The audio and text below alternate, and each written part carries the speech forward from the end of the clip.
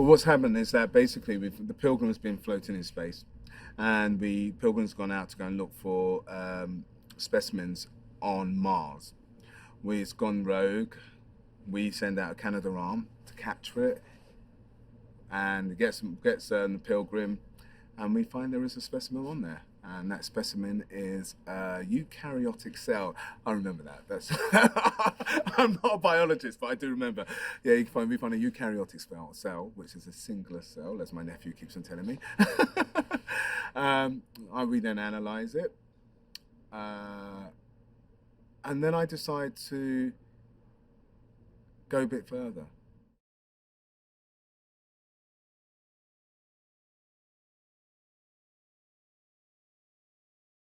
The creature basically represents the beginning of findings of maybe could heal stem cell research. There's so many things that you could find out just by finding this specimen. Is the origins of life, and we don't know what it could mean for Earth. And so for him, he has a special kind of connection with it in that way.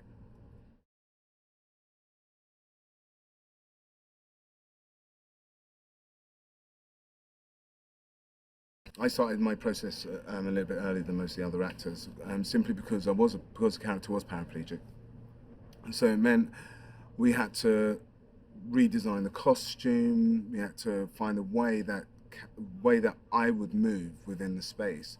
So initially, I started thinking about kind of what creature he would look like, and I had this idea that he was like a tadpole. So his tail would always be moving, so his legs would kind of flap around. So we spent a lot of time working on a rig with the stunt guys, trying to get that movement.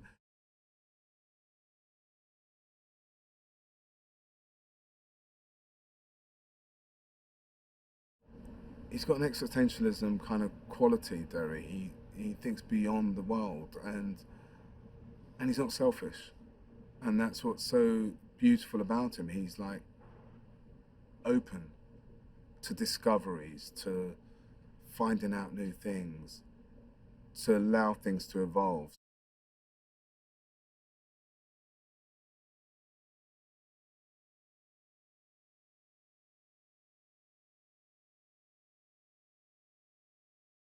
I'd look at the research and analyse how to break it down, knowing that ultimately I'm not going to be able to wholly reproduce that true zero gravity state. So the aspiration is to make something as beautiful and as authentic as possible for each individual actor, and for them to find a freedom and a liberation so they feel comfortable.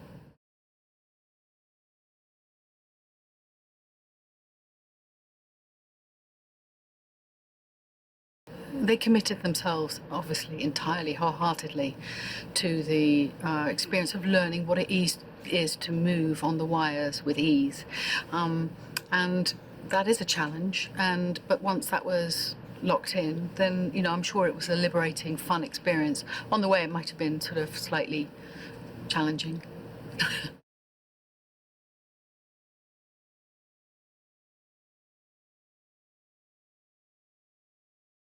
I think that the environments are so authentic, so beautiful, that that supports the authenticity of the movement.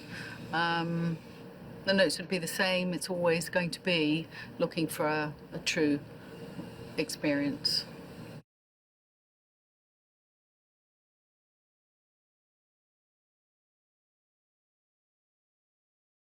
I think every actor has truly done a remarkable job, because one of the exciting things for me, and I hope for them, was that their character lives in zero gravity, and that you haven't got a generic zero gravity movement that's shared by each cast member.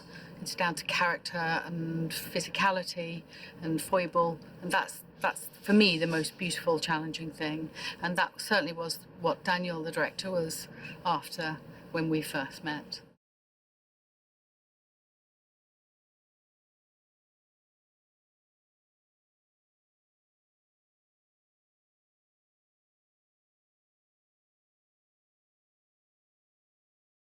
At first, It's met with great excitement, both around the world and on board the station, particularly from our character of Hugh Derry, who really is the person on board our station who looks at this thing as incredible potential for all the things that it could mean for people with disease and ailments and all the massive uses it could have back on Earth. It's seen as a beautiful, brilliant thing.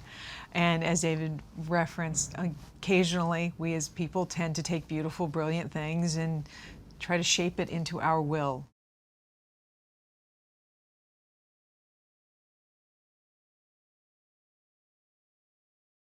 Mindy Marin, our casting director, set out to find the best actors to play a Russian astronaut, a Japanese astronaut, and a British astronaut. And in doing so, found Olga and Hiro and Ariyon, and they're phenomenal. Because one of the things we wanted to do with the casting was this whole movie is set in the very near future. We're not making a film that takes place 100 years from now. We very much wanted to make a film that felt more like science fact than science fiction. And in doing so, if you look at the ISS, it's never an all-American crew. It is an international crew, and that's something that was important to all of us to maintain on this film.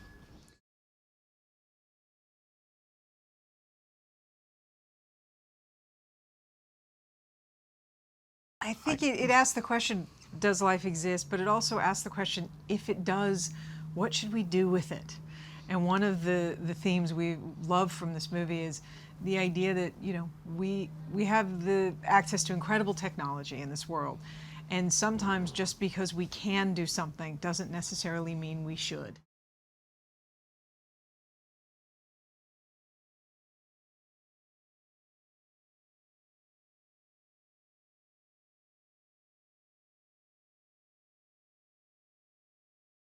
This movie is based on something that is actually happening around us right now, no?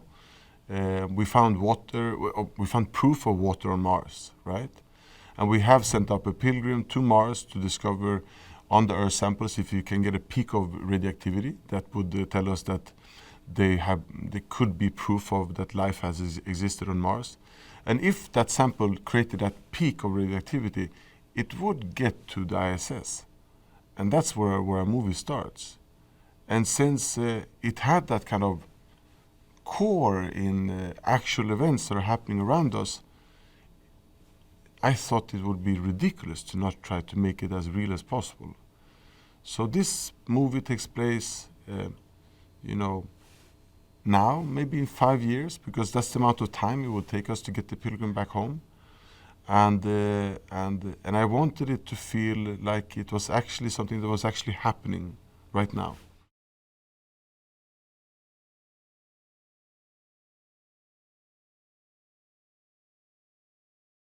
I think the movie works in two ways. On one side, it is an homage and a tribute to the courage of actually meeting the unknown without fear, you know, and meeting the unknown with the utmost positivity.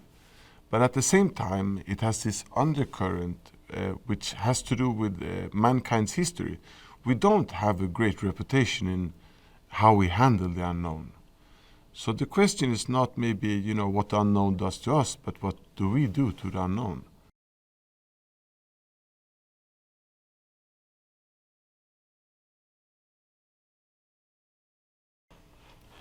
When I got the project, I was very happy to understand that my collaborators, my producers, had the same kind of obsession of realism.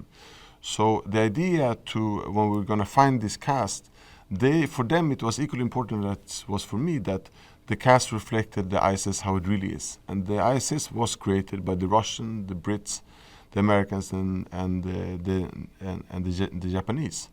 So that's why we have Hiro from Japan, we have a Kat from Russia, we have Hugh and Miranda from Great Britain, we have Rory from Canada, and then we have Jordan from United States of America. And to have those people together, that's what makes this a different kind of picture, because it is a realistic perspective of how the ISS really would be.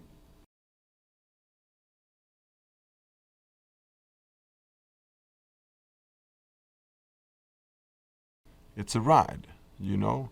You start watching the movie and you will be thrust through something that you don't quite expect, and you will reveal characters in a way that you didn't quite see. And you know, if you want to, you can just see it as the best ride of the planet right now, you know. But if you want to investigate the inner themes, there are built-in small philosophical problems and small philosophical dilemmas. One thing is about the responsibility of how we encounter the unknown. If we treat the unknown harshly, don't you think the unknown will treat us harshly back? If we treat the unknown with fear, don't you think the unknown will respond to that fear and strike back?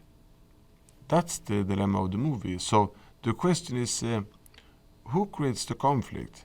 Is it them or is it us?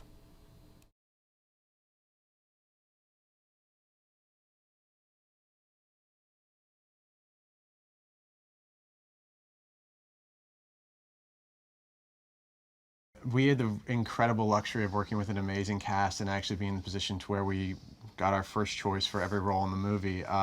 Start with Rebecca Ferguson, who we did Mission Impossible Rogue Nation with, who was just a revelation, the performance that she gave there. And when we were in the middle of shooting, we said we have to get Rebecca to play Miranda North, and sent her the script, and very thankfully she signed up. Jake Gyllenhaal is somebody who both of us have wanted to work with for years and truly think is one of the best actors of his generation working today. And he was our first choice for Jordan. And then obviously Ryan Reynolds, who is incredibly talented, and Daniel Espinosa had a relationship with going back to Safe House.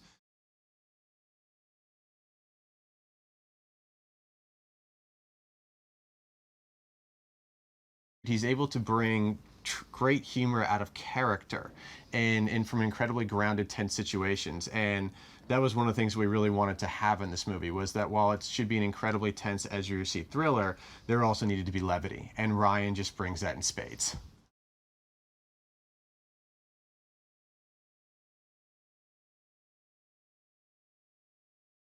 One of the things that was very important early on from the genesis of this was that you could feel like you could turn on the news and hear that this happened today. And the production design on this movie is a love letter to NASA and to the ISS. Everything is grounded and real. That was something that was incredibly important to us. And actually, as Paul and Rhett, our writers, will say, NASA actually tweeted out a few weeks ago that the next Mars rover intends to find basically single-celled organism life on the ISS and bring it back for analysis. So they like to claim that, yes, we got it right first, and it's always wonderful when when truth imitates fiction.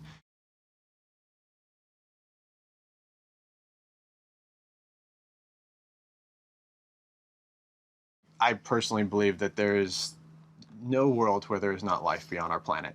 When you think about how vast the universe is, and if you've ever looked at that Hubble telescope picture where you think you're actually looking at stars and you realize those are galaxies, and there's hundreds and hundreds of galaxies, to think that we're the only intelligent creatures in a universe that vast, I think is just wildly, wildly arrogant.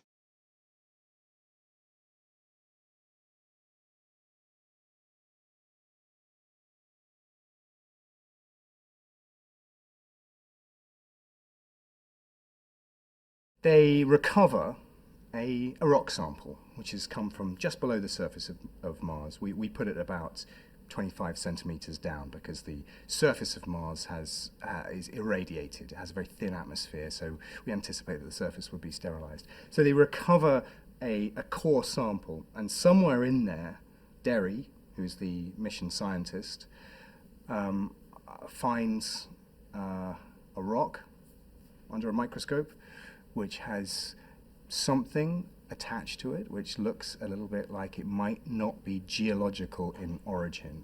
And that's the moment where people like me go, huh, that's interesting.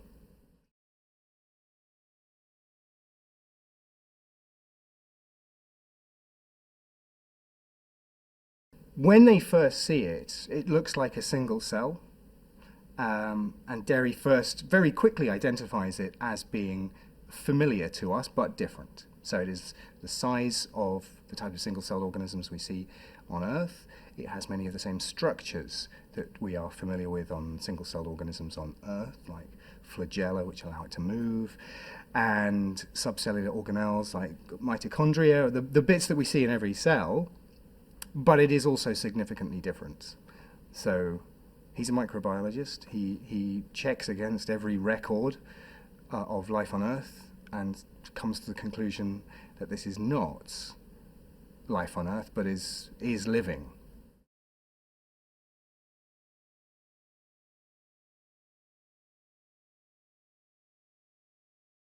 Derry tries to stimulate this thing from being in some sort of hibernated state, or it's like a spore when they first find it, and so he uses a number of techniques to try and kickstart it, give it a push into being living again.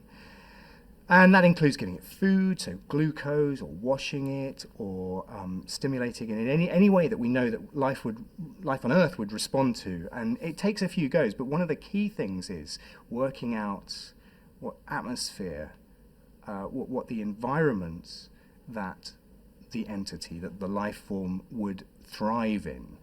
And one of the key steps to that is working out that it is in hibernation on Mars, and possibly has been in hibernation on Mars for a long time. When I say a long time, I mean millions, possibly billions of years. And so rejuvenating it involves simulating the atmosphere and the environment that it would have been like that long ago. And that seems to work.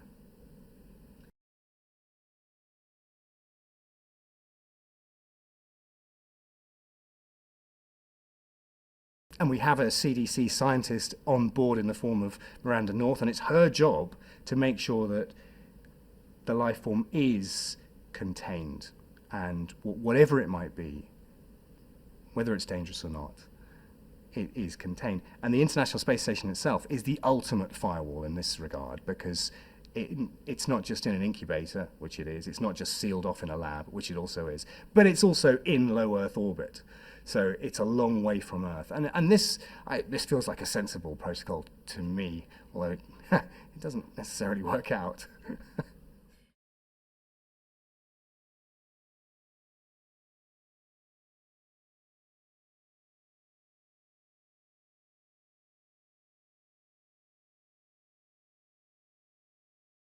I talked a lot with various members of the cast, but particularly with Rebecca and with Jake, about not just about being astronauts, and I've lived and worked amongst astronauts for quite a long time, but very much about being a doctor, because actually that's their primary identity, and that's what people forget. An astronaut is also something else. An astronaut is either a pilot or an engineer, and in their case, the doctor, and that's the thing that they carry forwards with them. So they're very different doctors, and Miranda North, Rebecca's character, is this this doctor who wants to save the world and if not the universe from the scourge of infection or contamination, and she's very by the book and she's very regimented. Jake's character, David Jordan, is sort of got the 1,000-yard stare. He's seen it all and he doesn't want to see any more, and he kind of would prefer to stay in space.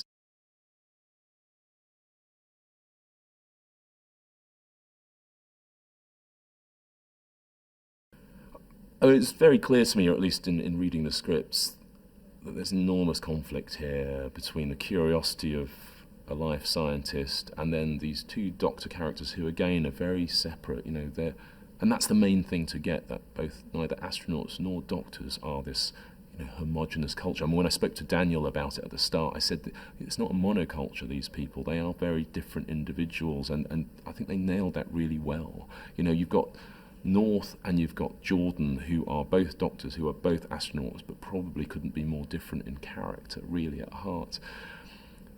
And even within where they think their responsibility lies to the rest of humanity and to the rest of their crew, they're different. And then you've got that against the curiosity-driven scientist. And I understand that, because Science is about exploration. This is one of the most exciting discoveries. This is the sort of discovery that takes you out of the 21st century and gets you remembered in the 31st century. But then you've got the very real immediacy of your situation, which is your crew and the safety of your crew, which should come above all other considerations. And so I see that conflict, and it's a fascinating thing to think about, is where do your duties to exploration science end?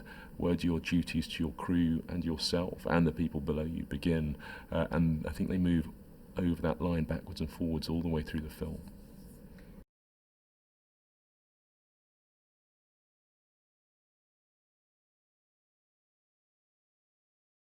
When you think about how medicine is, how being an astronaut is, it's tempting either to think of it as a bunch of people who have no rules and go cowboying around hospitals in the solar system, making it up as they go along. It's definitely not that. But neither is it this thing that's utterly regimented by protocols and rules. That's why you train them to be who they are. They have to know when the rules can be bent, and when they're breaking them and why they're breaking them. But that said, there's a difficulty because you can slip into this mindset that what makes a good crew and what makes a good medical team is bending and breaking rules, because actually you always come across obstacles that mean that you have to bend something, you have to break something to get the job done.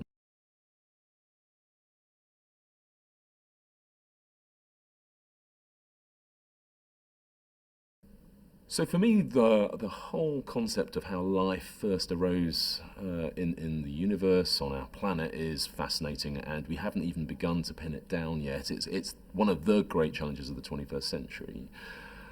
When you look at it here on Earth, as far as I can tell, life began maybe about 3.8 billion years ago, around that time. And it turns up very quickly, almost as soon as it's possible for life to form on this planet, almost as soon as the surface of the Earth has stopped being molten, it's cooled down, it's solidified, and there's water stable on the surface, life turns up in an instant, a geologically fractional instant. And the big question is whether or not that also happened on Mars, because Mars had a period of time that was long enough, with enough water and enough warmth, for life to have arisen. And so if that did happen, if there is life on Mars today, or if there has ever been life on Mars, it tells you that life always finds a way. Wherever it has a chance in the universe, it claws its way in.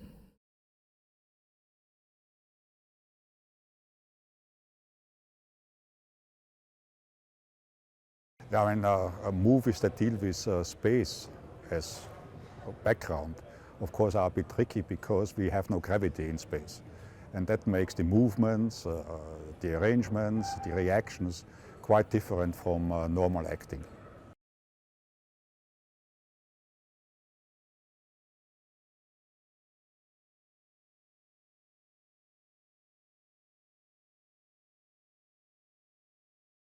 Also, it's a kind of intense sci-fi thriller, but also the human drama, I think. So I felt like the creature is like a mirror to watching the human being, all the reactions. So it's a deep human drama too.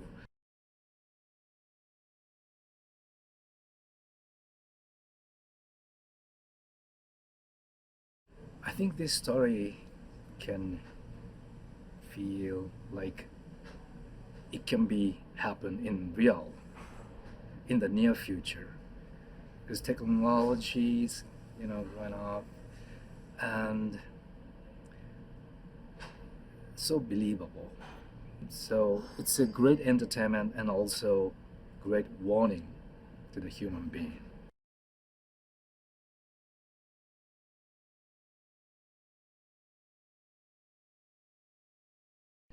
Our mission is to discover life on Mars.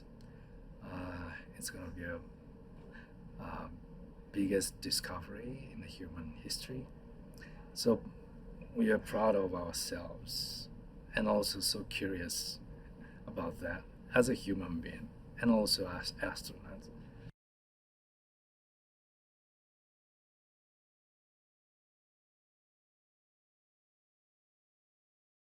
I'm playing Sho Murakami. He's a flight engineer and a most experienced astronaut in this spaceship, ISS.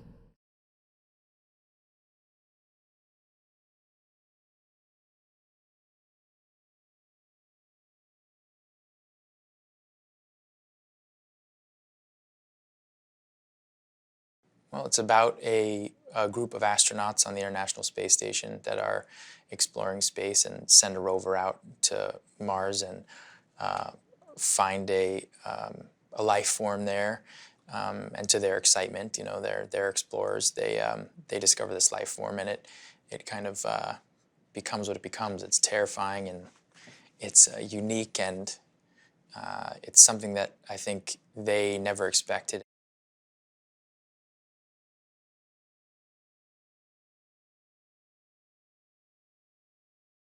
In a way, what's so wonderful about this creature is that how the creature interacts with and in the spaceship is very individual to each character.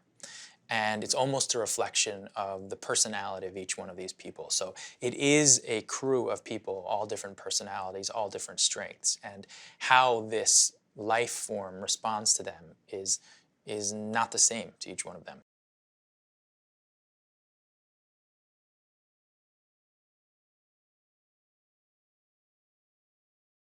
He's a little bit more curious in terms of what this thing is. Curious how to communicate, fascinated with its darkness and its intention. So for me, speaking from how I approached this material, you know, it was terrifying, but there was something really interesting about how terrifying it was. And I think there are probably a lot of audience members who will watch the movie and be fascinated, even if they are terrified, just like my character was.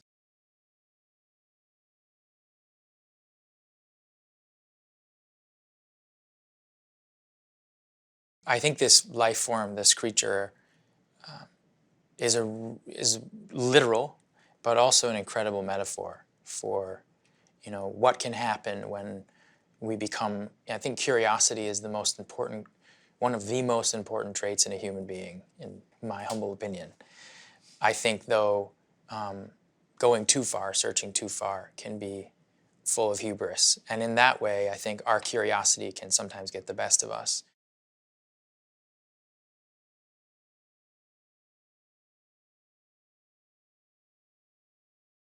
Working with Ryan was truly a joy for me. You know, like I actually made a real friend for my life, you know.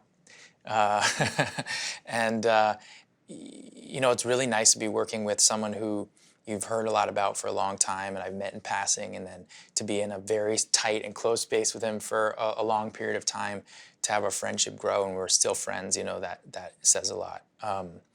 And it was wonderful to work with him because he has so many strengths as an actor that I don't have. His, you know, his sense of humor being one of them, and his comic timing, which is pretty, it's unmatched.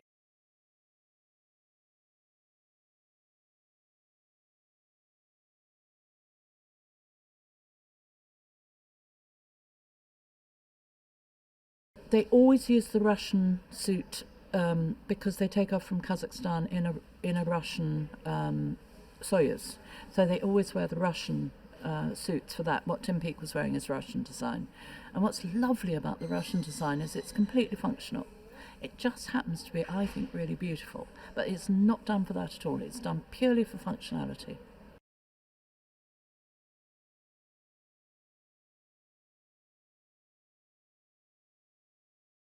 He is so good at characters, and that's what I feel I do well. I'm not interested in clothes at all. I love storytelling with clothes, then I'm interested. And Daniel, just the backstories on... I remember when we did Child 44, every extra he had a wonderful backstory for, or the smallest little bit player. He'd come into the fitting and he'd give some wonderful, you know, of course you were, you know, in the war and this happened and that happened. So I think that aspect of him is what I particularly love.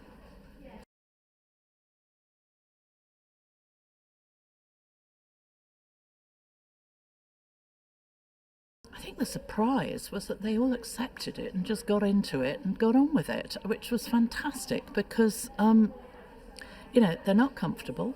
We did our best. They have cool suits that really work underneath exactly as they would for real. They have, we do look after them. It's a good crew. But I think the fact they just got on and they're doing huge scenes in them.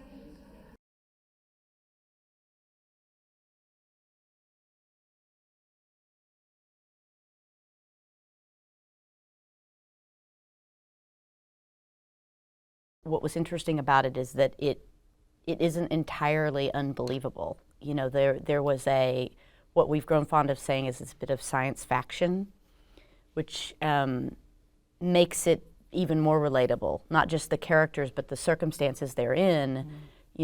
Going to Mars, trying to find other life forms, sending rovers to explore these things. There's been 6 expeditions in the last few years doing that very thing.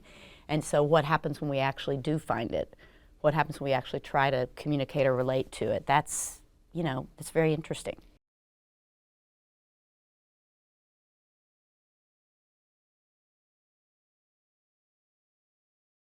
We wanted the creature to be able to evolve from a tiny little piece and have it not be already beset with all this baggage that we tend to put on the shoulders of aliens that we're going to meet in outer space. So it's not that it comes out evil. It's not that it comes out with an intent to harm. It is its own creature, and it is affected by what happens to it. And it evolves in a direction that allows it to respond and react and to survive in reaction to what's been happening to it. And I think what's wonderful about our creature is that it is in line with all the thematics of our film. It's not just pasted or glued onto the movie. It is part of what are the dangers of space exploration. And just because you can do something, as Dana Goldberg is fond of saying, our fellow producer, just because you can do something doesn't mean you should.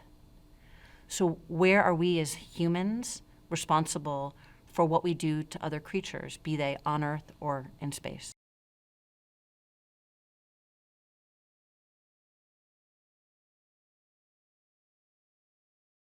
Do not go to this movie if you're not okay with being scared. I think audiences should expect to, I hope audiences will expect to fall in love with our characters, to have a really fun ride, to be taken both out of themselves for a little over an hour and a half, and also to really feel themselves for an hour and a half. Do you know what I mean? Feel their bodies really present and frightened.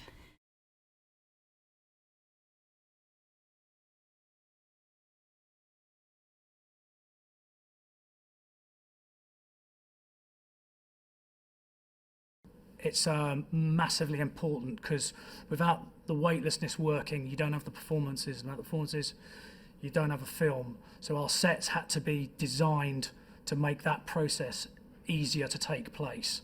So yeah, everything we did was with it in the back of our minds was, okay, there's going to be guides on wires in here, weightless.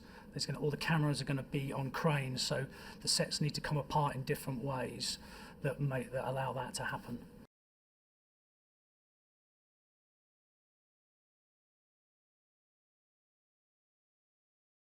A lot of these sets are on wheels, so they can all be taken apart and put back together, and then we move them from one stage to another. Some of the sets we pick up and we turn them at right angles to help with the wire work. There's a lot of unusual things going on with these sets that don't normally happen, that they are almost like train compartments, and they can be moved about and reconfigured to help with the shooting. That was another kind of technical challenge that we don't normally face. Sets normally just stay in one place. All ours move and come apart.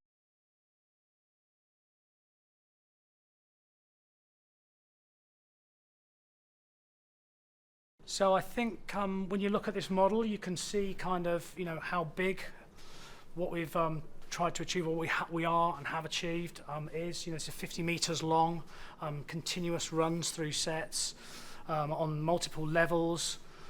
There are cut-off points, and we double up on things, so when you move from one set to another, you can move to another stage seamlessly. Our sets rotate, they come to pieces. For action sequence the model helps a lot at this stage to work out how we're going to do it.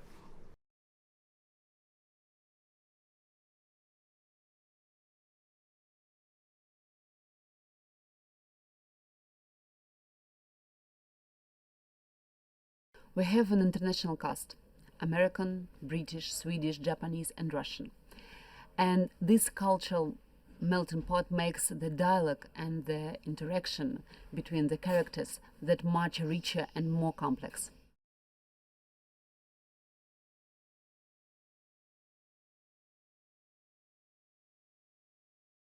This extends to our director, Daniel Espinosa. He is half Swedish, half Chilean, graduated Danish film school, and he's done big Hollywood movies. So his director's vision is heavily informed by this range of culture influences. He's able to combine this global American concept of the new frontier with a more European reverence for those tiny nuances of interaction between one character and another. Then the third magic ingredient in this: Latin American passion and courage, which just makes everything bolder and more exciting.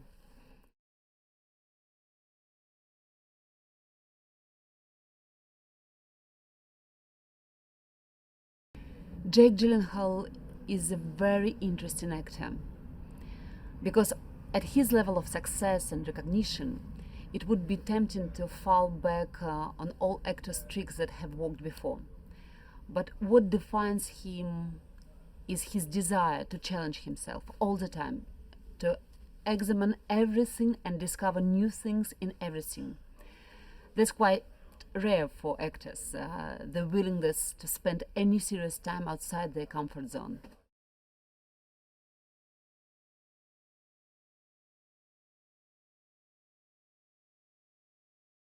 When scriptwriters develop the role of a commander, there are two sides to that role, and they work together for the story.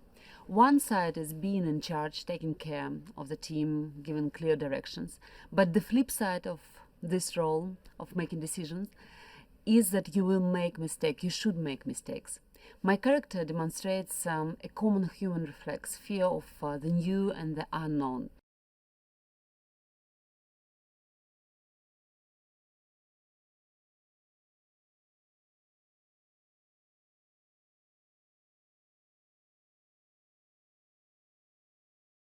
What's scary about discovering extraterrestrial life is just that we don't know if its intentions will be friendly or hostile, whether its intelligence will be high or low, and whether one or the other species, either it or us, will be exploiting or exploited by the other. And I think that's a real fear. I mean, certainly the species on Earth, as they have come into contact with each other, have not always been advantageous to each other, and certainly you could say the same of tribes of humans when they've met each other on Earth. So I think there's an inherent danger, and Stephen Hawking's pointed it out, in meeting extraterrestrial life that may not be friendly and may not have the most pleasant designs on humanity.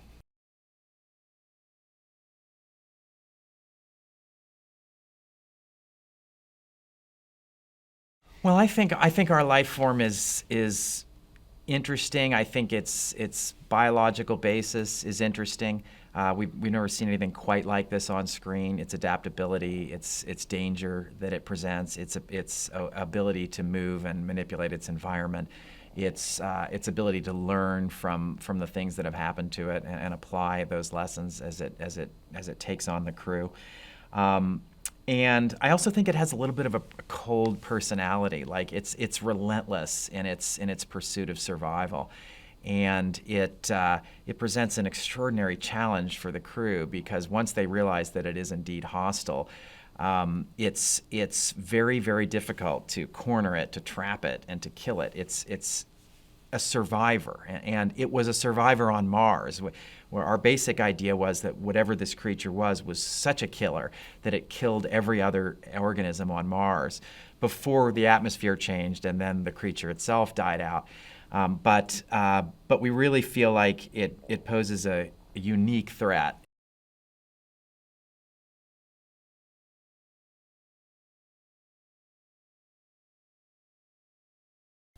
The Story of Life is a horror thriller about a group of astronauts who is tasked with examining a sample of life that has been brought back from the planet Mars. They think at first that it's a fossil, but in fact it is a cellular organism that's in stasis, and when it is exposed to atmosphere, it comes to life and starts to divide and become something larger, and ultimately begin to attack our crew of astronauts. And they are forced to try to contain it and ultimately kill it if they can.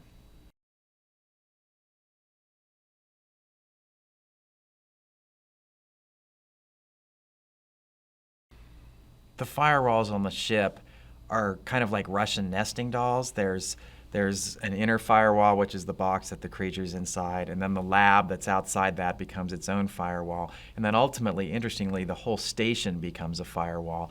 And the idea was that these astronauts would be tasked to examine this creature on the station as opposed to bringing it down to Earth, just in case anything went wrong, because even if something had gone wrong, it would still be contained within the station itself. So there are an increasingly robust series of firewalls that are intended to keep the creature in. And of course, as the creature starts to break them down, Earth itself becomes at risk.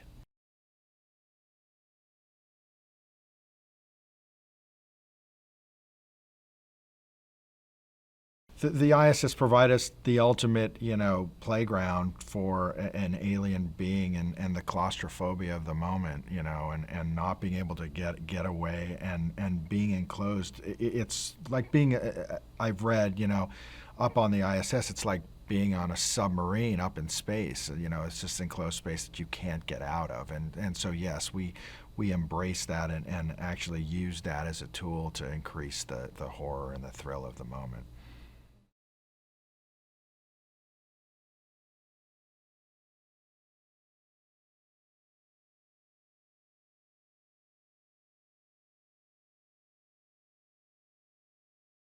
So basically they have the pilgrim who has found this object, and on it they have recognized some kind of a life form, shape, bacteria, and sent it out to space, and we go out to catch it. That's why the firewalls are built up, to protect us from it, because we don't know what it is. And there's excitement. I think also that's something I try and ball with a lot when it comes to character, is the romantic part of being a microbiologist or a scientist. It's beautiful being a scientist.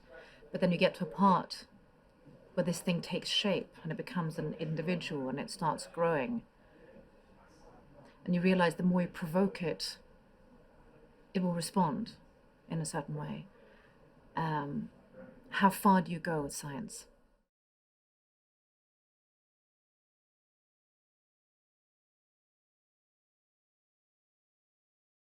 I think what I love as well that they've created with this monster, or monster, I shouldn't say that, with this alien, is how it mirrors our behavior.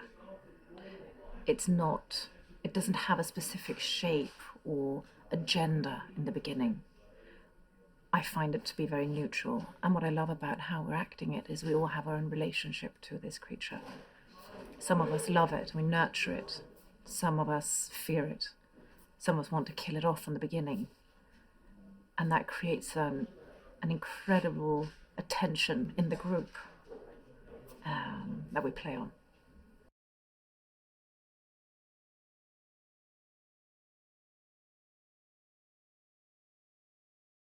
Well, the simple way of describing it is the container that the specimen is in, and then the room, and then whatever you can do to protect what would be us, and then basically Earth from, because the thing is we don't know what it is. So you have to sort of breaking a firewall, going into a room, or opening a lab, or sealing your glove, or So she has to protect in every single layer.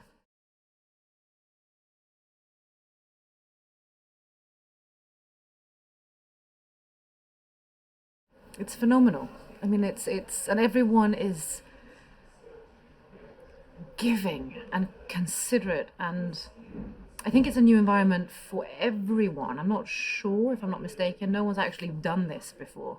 We're novice when it comes to this area, which means giving someone the possibility to find out stuff for themselves.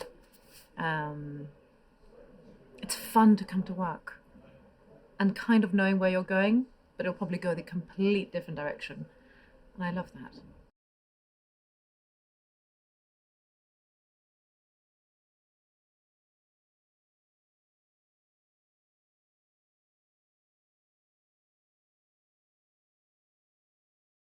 Well, we've been sent up there to retrieve this item that is coming from Mars. And it's a rover, and it's got within it some core samples, and in that core sample exists this, I guess that's something that's sort of like almost pre-cellular kind of life.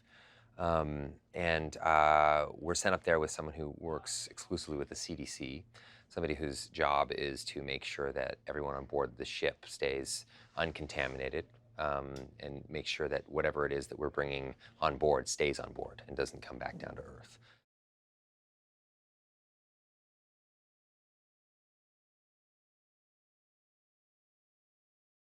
In our film, we have a group of astronauts who are investigating what seems to be the possibility of extraterrestrial life in a very kind of practical, real way, not like like you'd find in a lot of sort of grandiose sci-fi films. So, but there's a real tension with that because they're handling it with such a degree of reality. You sort of feel this this constant tension in the air of discovery, and that sort of permeates throughout the whole film as we, of course, learn more and more about this thing that we've put on board the ISS.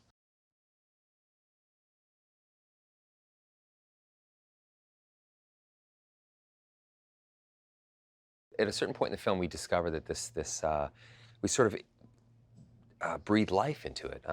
You know, to almost use sort of a Frankenstein kind of comparison, we breathe life into it. We sort of feed it, and through varying temperature degrees and all sorts of scientific sort of mumbo jumbo that I wouldn't be qualified to explain, it's essentially reanimated. It comes back to life, and it's just this tiny little cell. But we learn quite quickly how to grow it. And watch it kind of grow, and it's exciting. It's like this. It's the most exciting thing that could ever possibly happen. And I think everybody on board the ship, on board the ISS, sort of feels like we're all standing at the precipice of true history. That we get to be the first people to report that there is, in fact, extraterrestrial life outside of Earth, and it's exciting.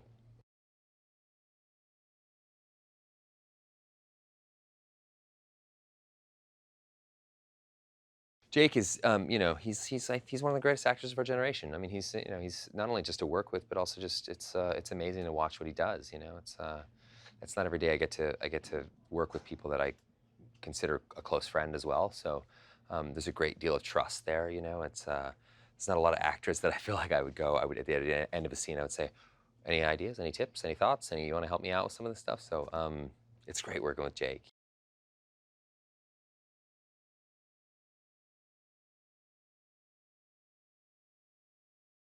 We don't really see eye to eye on a lot of stuff. I just sort of feel like, it's a close-knit group. She's sort of the newest one up there into the ISS. And what's interesting about the ISS is that, at least from what I've learned, is that sometimes hierarchy kind of dissolves quite quickly because there's so few people up there and they're in such close quarters and they have to be a family. And hierarchy doesn't really exist on an interpersonal level like that. You can't really be ordering people to do stuff and then you're, asking them to fix the shower or eat lunch with them the next day. It's tough. So she's the newest member, Rebecca's character, and she's up there in my character's idea. I think my character's idea of her is that she's up there for kind of a lame reason. Like it's this, she's up there she represents caution, and my character has nothing to do with caution. It's kind of got a cowboy mentality. So she and I don't really see eye to eye very well on anything.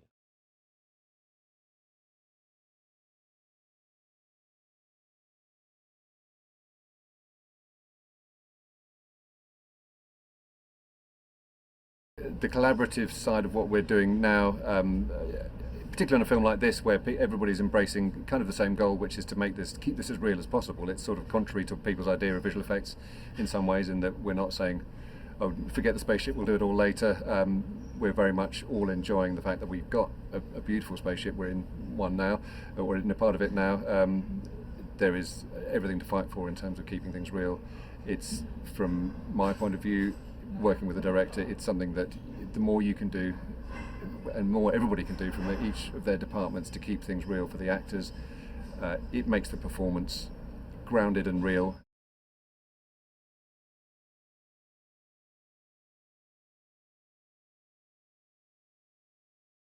Obviously, this movie is set in space. There is no gravity in space. This means that the actors have to be suspended or rigged in some way that defeats gravity, so that their feet don't touch the ground. They're not walking around the sets. They're pushing themselves around the sets.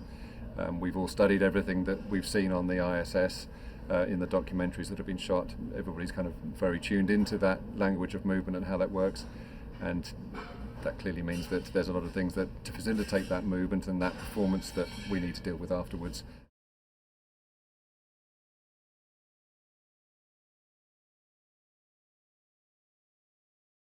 The process that we've been through on this film with John and I's, he's very much looked after, well, it's developed in the way that John has looked after the creature development side of things, working with Double Negative very closely to work on iterations of the design of the creature and feed that back into what we need on set in a given scenario to facilitate the creature's movement, you know, how it might navigate around a space, you know, what we might need for eye lines, all those things that we need to know about.